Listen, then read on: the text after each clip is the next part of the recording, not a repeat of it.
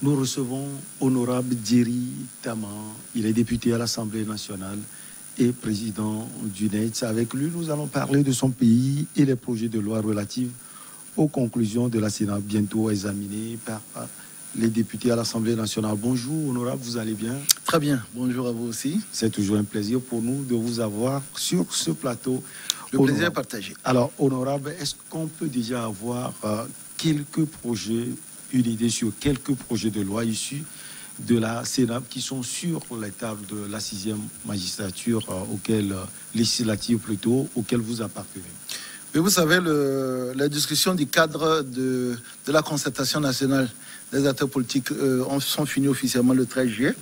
Et il était prévu qu'un certain nombre de projets de loi, en tout cas un certain nombre de propositions, soient convertis en projets de loi.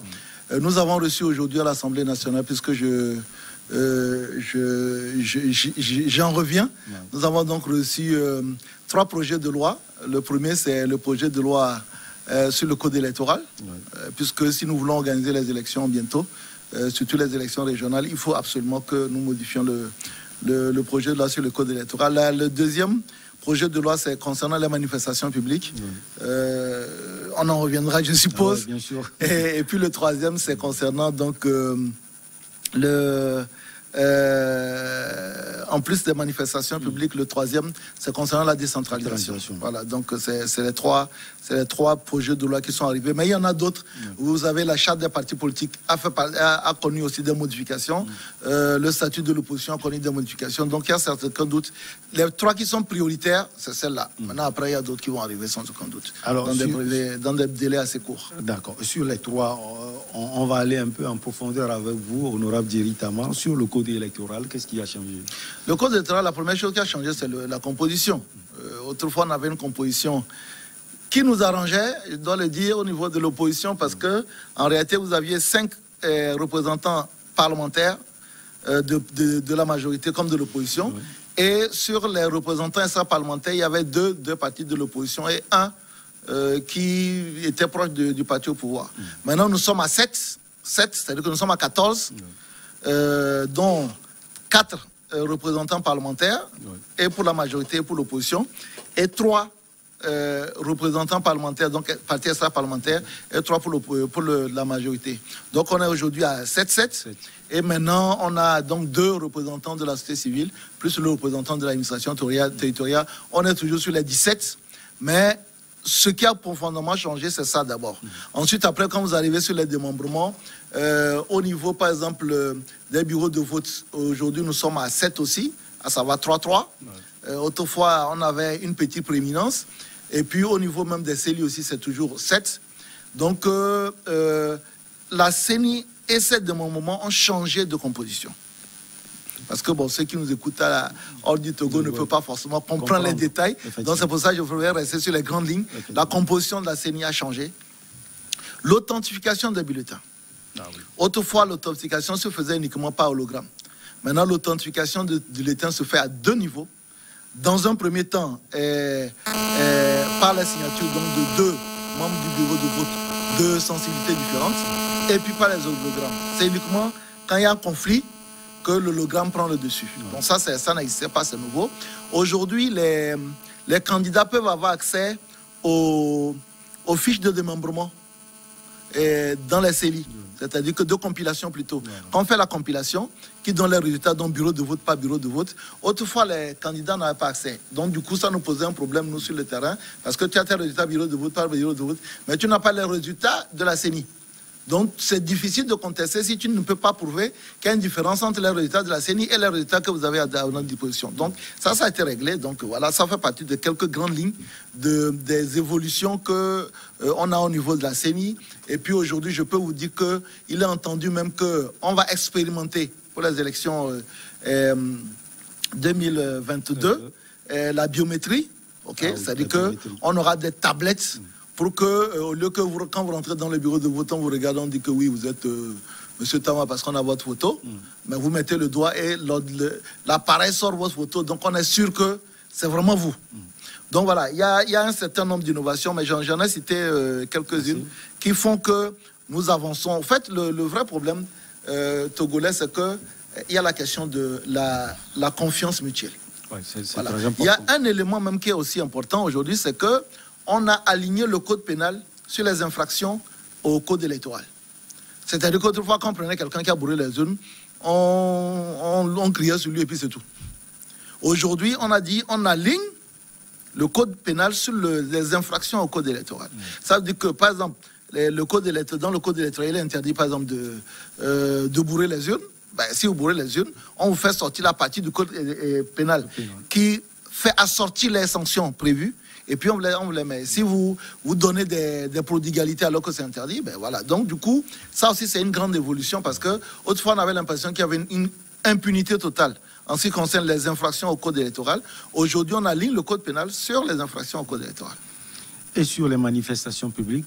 Sur les manifestations publiques, il y avait deux éléments qui gênaient un peu. Le premier, c'était de dire qu'il y a des itinéraires qui sont interdits et à proximité des institutions. Et c'était dit, c'est interdit.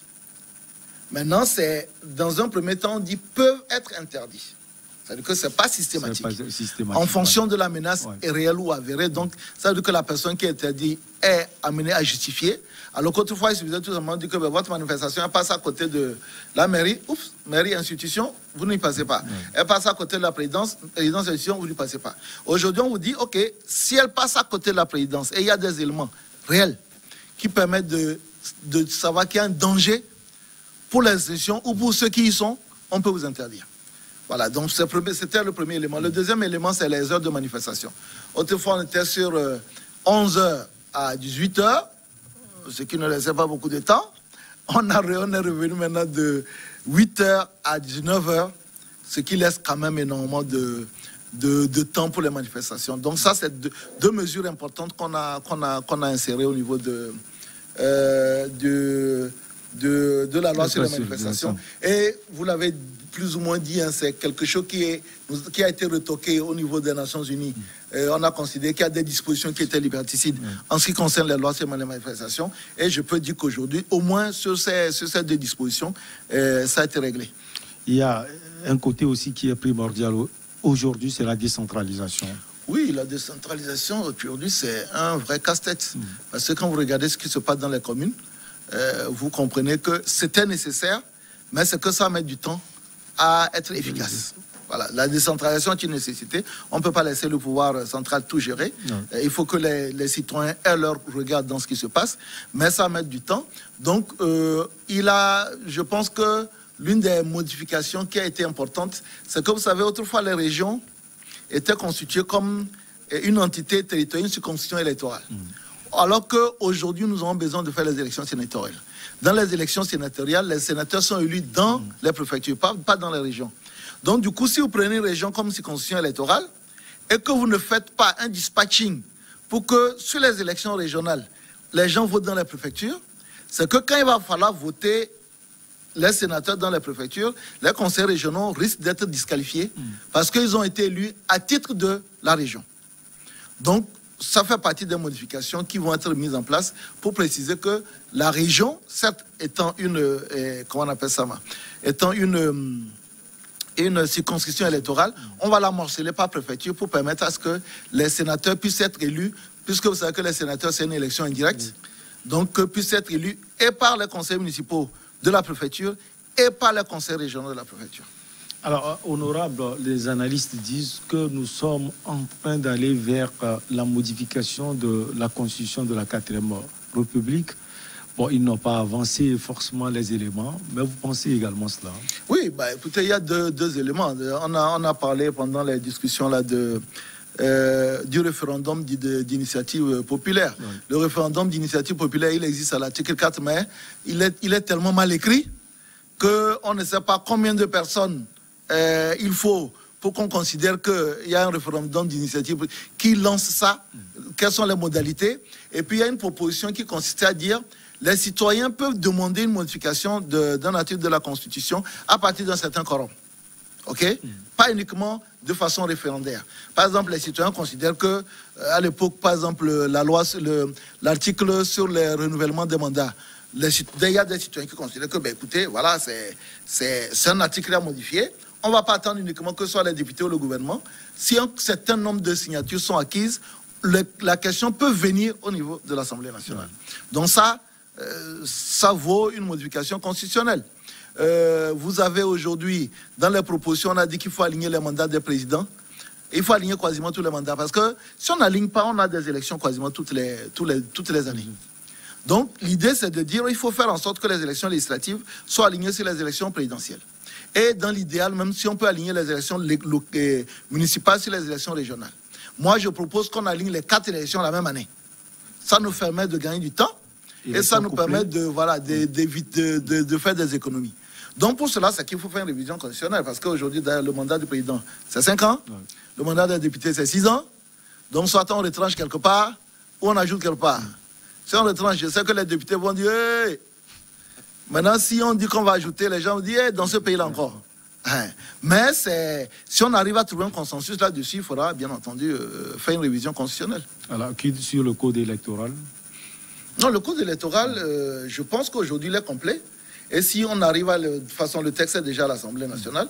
Si on l'améliore, il y a donc sans aucun doute, puisque dans la Constitution, il y a aussi les éléments liés au code électoral. Donc, il est évident que si on l'améliore, il faudra harmoniser. Par exemple, je parlais tout à l'heure des élections régionales. Il faudra harmoniser la Constitution par rapport à cela, tout simplement. Alors, honorable, c'est curieux que sur la liste, on retrouve les projets de loi qui ont été récemment adoptés, notamment la loi relative à la liberté de manifestation.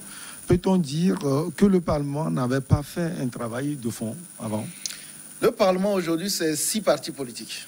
5 de l'opposition, le parti au pouvoir. Le CNAP, c'était 17 partis politiques. Donc il est évident que ce que 6 partis politiques fait plutôt, les 6 partis peuvent faire quelque chose qui est moins intéressant que ce que les 13 partis. Parce que je rappelle quand même que le contexte de la discussion au niveau du CNAP, c'était chacun apporte cette contribution et on discute. À l'Assemblée nationale, c'est heurté souvent parce que, écoutez, d'abord, il y a le fait majoritaire et c'est pas toujours évident. Moi, je peux dire qu'une bonne partie de nos arguments ont été mieux écoutés lors du CNAP qu'à l'Assemblée nationale. Parce qu'à l'Assemblée nationale, chacun essaie d'écraser l'autre. Donc, je ne pense pas qu'il y ait une défaillance, mais il faut aussi reconnaître qu'il y a de nouvelles donnes qui sont apparues. Et donc, l'ensemble des propositions de modification du code électoral respectent, bien entendu, à l'actualisation de la vie politique togolaise. Alors, on revient un peu à la CENAP. Nous avons appris que les acteurs politiques que vous êtes étaient seulement à la première étape des discussions. Alors, la suite a donné? Non, on n'a pas fait la première étape, on a fait la grande étape. La suite a donné, c'est que s'il y a des sujets, parce qu'il y a des sujets qu'on n'a pas pu aborder, que tous les sujets qui n'ont pas été abordés et ceux qui vont surgir plus tard puissent être traités dans un cadre qui soit similaire. Pour le moment, on n'a pas encore arrêté un nom définitif, mais il est question de mettre en place un cadre de discussion entre les acteurs politiques pour qu'on ne soit pas obligé de faire toujours. La dernière fois, on a fait un décret pour mettre en place le CNAP, mais qu'on puisse avoir une capacité pour les acteurs politiques de se retrouver de façon rapide. S'il y a des sujets qui sont importants, et pouvoir, comme on l'a fait, prendre des décisions qui vont toujours dans le sens de l'intérêt du peuple. Alors, vous confirmez que la CENAP n'a pas été honorable, une perte de temps, comme certains de vos amis le prétendaient? Moi, j'aimerais bien que... C'est pour ça que moi, je déplore malheureusement qu'on n'a pas de débat contradictoire dans notre pays. Mais par contre, si vous voulez, moi, je organiser... bien sûr. Ouais. C'est-à-dire que j'aimerais bien que... vous savez, moi, je fais les émissions, je donne les noms. Que quelqu'un de la DMK, que quelqu'un du CA, que quelqu'un de l'ANC, encore que pour l'ANC, là, c'est encore plus grave. On en parlera peut-être. Que quelqu'un de ces personnes-là vienne nous dire, voilà ce que vous avez fait, voilà ce que nous aurions voulu faire, et voilà là où vous avez péché. En dehors de l'éternelle question de quelqu'un n'a qu'à quitter au pouvoir. Je veux être président demain au pouvoir, mais je veux l'être à la suite des élections de 2025 ou 2030. Je ne sais pas ce que vous comprenez. Oui.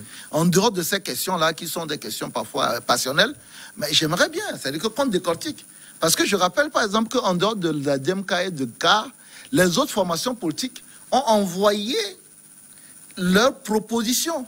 Et quand, par exemple, malgré que, par exemple, l'ANC a quitté la table des négociations et la table des discussions à quelques jours de la fin, nous avons travaillé quand même avec ces propositions-là parce qu'on a fait un tableau synoptique où on prenait les sujets, les propositions une par une, en ne s'occupant même pas de savoir qui l'a présenté, Et maintenant, on la défend. Peut-être celui qui l'a présenté, s'il est là, parce qu'on a beaucoup travaillé dans le comité d'appui.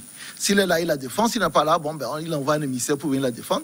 Donc, il n'y a pas eu de sujets qui ont été ignorés, même quand certaines personnes n'étaient pas là. Le CAR n'a pas envoyé de proposition, la DMK n'a pas envoyé de proposition, mais l'ANC a envoyé des propositions. On a travaillé là-dessus, même quand ils ont quitté la table de négociation sur des sujets qui étaient les derniers sujets, qui, à mon sens, étaient des sujets importants. L'apaisement, parce que tous les partis parlent de l'apaisement. Mais maintenant, quand on est arrivé au moment où il fallait parler de l'apaisement, certains sont partis. Mais nous avons pris en compte leurs propositions. Je rappelle quand même que le CNAP dit que pour ce qui concerne les incendies du marché, hypothèse numéro 1, on abandonne les charges. Ouais. Hypothèse numéro 2, on fait un procès dans les meilleurs délais pour situer les responsabilités. Nous ne sommes pas les personnes qui ont été le plus affectées par les arrestations ou bien les interpellations sur le sujet des incendies. Nous avons été affectés par les pertes économiques des femmes du marché, des commerçants du marché, je suis d'accord. Mais malgré que ce n'est pas nous qui avons apporté cette proposition-là, on a travaillé longtemps là-dessus pour dire, OK, ben, il est très simple. Hypothèse numéro 1, dédommager et abandonner les ou bien faire un procès. Moi, je suis pour un procès, parce qu'il faut situer la responsabilité. Mais ça fait partie des sujets, par exemple, qui figuraient dans les propositions de l'ANC. Quand on abordait ce sujet, ils n'étaient pas là. Mais nous les avons abordés, nous avons fait des propositions. Maintenant, dites-moi, si demain, on dit qu'on abandonne les charges, quelqu'un va dire que, bon, moi je refuse que vous abandonnez les charges parce que vous n'étiez pas là.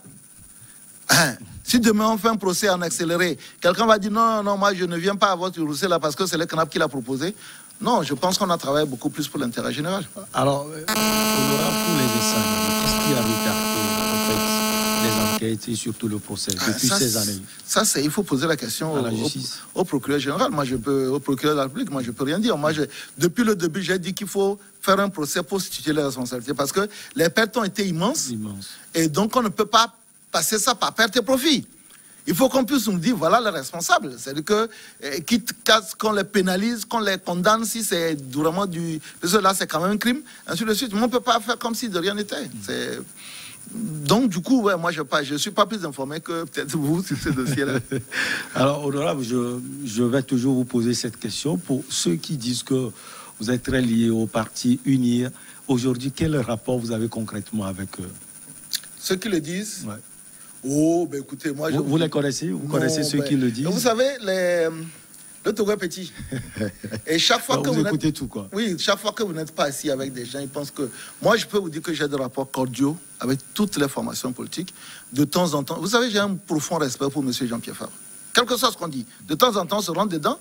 Mais au moins, tous les 3 ou 4 mois, j'envoie un message. Monsieur le Président, j'aimerais vous rencontrer.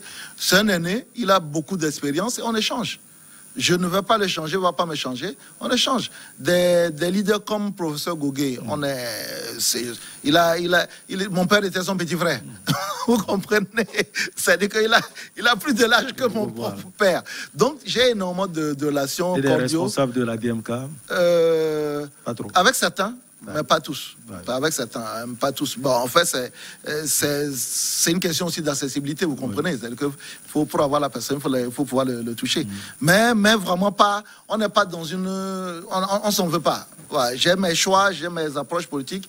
D'autres personnes les ont. Je reconnais à chacun d'avoir son approche politique. Mais voilà, moi, vous savez, je considère que c'est un crève-cœur que cette histoire-là continue jusqu'à ce jour. Il faut passer l'éponge, il faut passer à autre chose parce que, bon, ben voilà, actuellement, tous les politiciens regardent 2022, 2023 et 2025. Personnellement, mais c'est mon avis à moi, les gens ne sont pas obligés de le partager avec moi. On ne peut pas parler de la Sénat sans parler des élections régionales à venir. Le NETS, il va bien? Comment il se prépare? Mal, on n'a pas l'argent. Non, mais c'est des élections particulières. Moi, ce qui me plaît d'abord, c'est qu'il faut qu'on fasse de la pédagogie. Les Togolais ne comprennent pas les élections régionales. Quand moi, je reviens de l'intérieur du pays encore, on dit régional, les gens ne comprennent pas. Et puis, c'est trop compliqué. Expliquez-nous un peu. Bon, les élections régionales, c'est très simple. Au Togo, on avait initialement 3 niveaux de décentralisation. La commune, maintenant les gens connaissent, la préfecture et la région. On a 5 régions économiques au Togo, mais qui sont en même temps des régions administratives.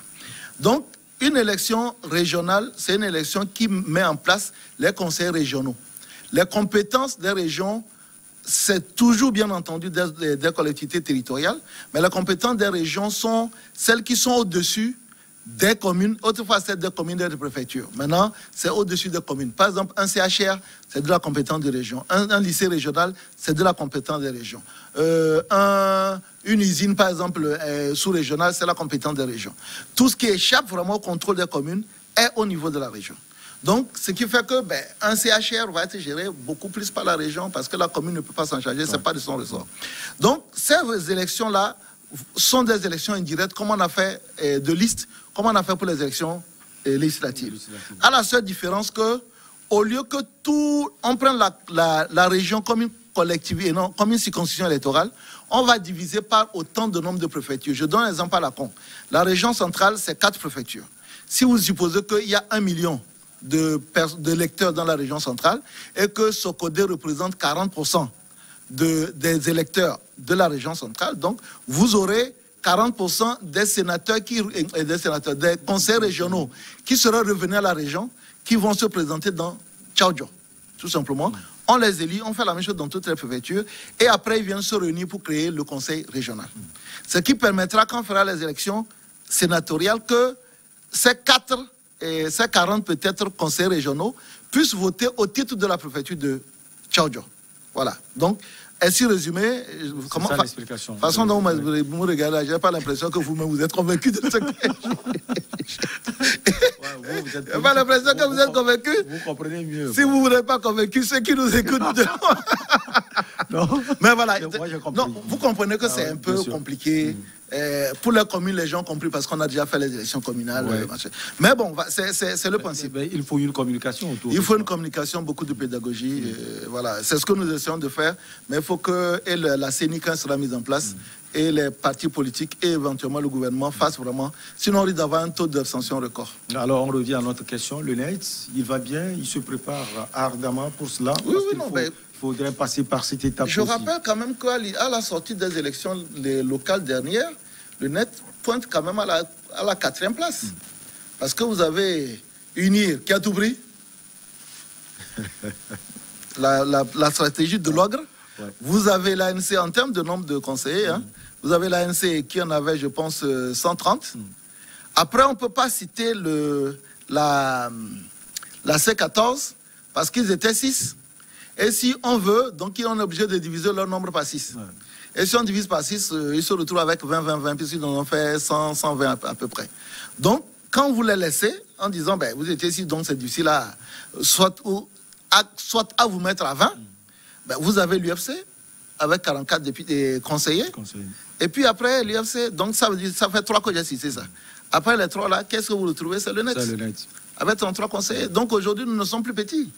Hein, autrefois, je me souviens, de temps en temps, on disait le NET là, c'est Guérita, sa femme et ses enfants. Bon.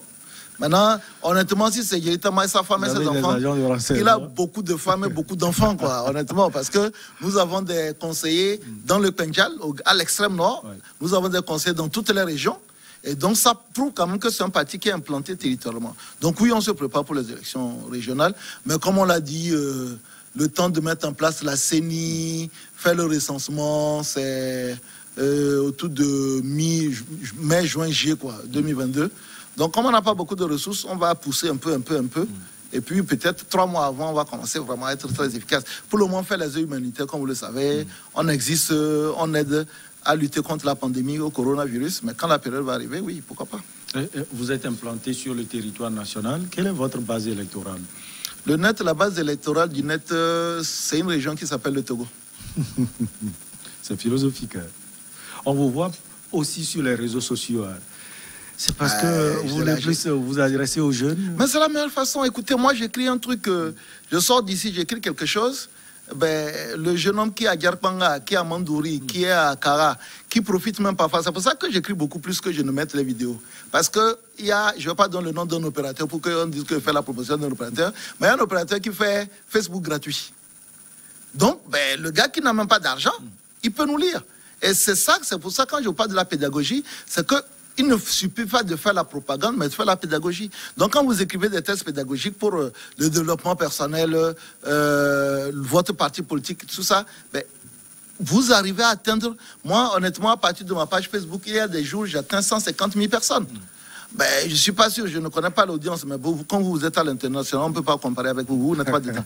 Mais il n'y a pas beaucoup de médias locaux qui permettent d'atteindre autant de personnes de façon spontanée et permanente. Parce que qu'en fait, vous avez vos podcasts, il n'y a pas de problème, mais il y a beaucoup de chaînes locales qui n'ont pas de podcast. Donc quand vous faites une émission, c'est fini, au revoir. Oui. Si personne n'a enregistré, c'est fini. Alors que quand vous faites un texte, ben, il reste sur votre page ad vitam aeternam. Donc moi, je pense que c'est la meilleure façon de parler avec les jeunes.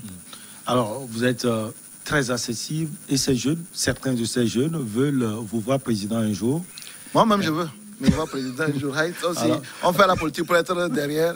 Ouais, c'est ça l'objectif. Non, mais même si le matin me rasant, je ne me vois pas président, honnêtement, si le président de la République nous écoute, qui nous dise Djeri Tama, viens prendre, vous allez voir ce qui se passe.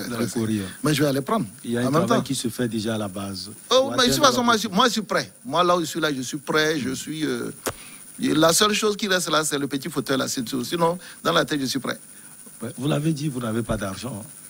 Est-ce que Gandhi avait l'argent quand il était président? Même Obama, là, il n'a pas l'argent. Ouais. Notre problème dans notre pays, c'est qu'on a implanté la démocratie, mais on n'a pas appris aux citoyens c'est eux qui contribuent pour la vie des partis. Parce que dans les années 90-91, c'est le président qui faisait tout pour le parti. Et donc ça nous est resté. Non, sinon, ben, un parti pour qu'il soit... Même en France aujourd'hui, les partis politiques, c'est les cotisations des militants et les dons. Sinon, vous trouvez l'argent où? Honnêtement, on dit caution 20 millions. Alors que parfois, tu poses la caution à toi, tu sais que tu vas perdre. Donc ça veut dire que tu as jeté 20 millions par la fenêtre. Tu vas trouver ça facilement. Pour moi, même en 2015, j'ai jeté 20 millions. Ça fait peut-être une villa quelque part. Ben, honorable, je croise des jeunes qui disent que honorable Djeri Tama est proche du peuple. Il écrit en français, avec un français. Ben, comme je le fais, on parle français terre à terre actuellement. Il est très proche. Alors, ça vous aiguillonne? Oui, moi, je suis content quand je vois... Vous savez, en fait, on ne se rend pas compte, mais j'ai quand même 46 ans, quoi. Ouais. Donc, 46 ans, j'approche de la cinquantaine.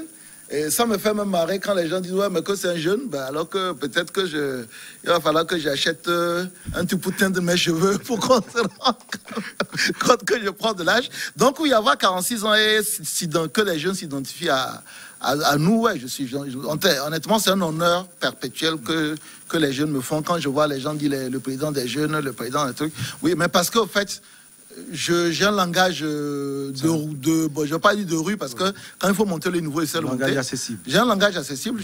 Attendez, on a tous grandi dans les mêmes milieux, on a mangé les mêmes moitiés, les mêmes comme, les mêmes sakomis et tout ça. Donc, normalement, il n'y a pas de raison parce que c'est pas parce que. Vous mangez toujours comme. Oui, non, mais c'est. Mon repas privilégié. J'espère qu'on a un peu de temps. Mon meilleur repas, c'est Galido aussi avec arachide. Ah non, mais ça, honnêtement, ça coûte pas cher, mais c'est le meilleur repas que je ne voyais jamais sans avoir mon gari et mon arachide. Voilà, on n'a pas besoin d'aller dans un restaurant manger pour 90 000 francs pour être content. Merci beaucoup à vous, honorable Djeri Tama. Vous avez sans doute un dernier mot. Non, mon dernier mot, c'est que nous sommes actuellement en train de traverser une période particulière qui est liée au coronavirus. Nous avons le variant Delta qui est dans notre pays. Toutes les études disent que la vaccination nous protège des formes graves de la maladie. Il n'y a pas de contre-indication particulière. J'ai été le premier député à me vacciner et j'encourage réellement, sans les forcer, il faut le préciser, sans les forcer, j'encourage nos concitoyens à aller se faire vacciner pour se protéger eux-mêmes, pour protéger les membres de leur famille et pour protéger tous les proches. Honorable Djeri Tama, merci beaucoup à vous, député à l'Assemblée nationale et président du NEDS. On va donc marquer la pause pour le journal et on revient pour Regard croisé.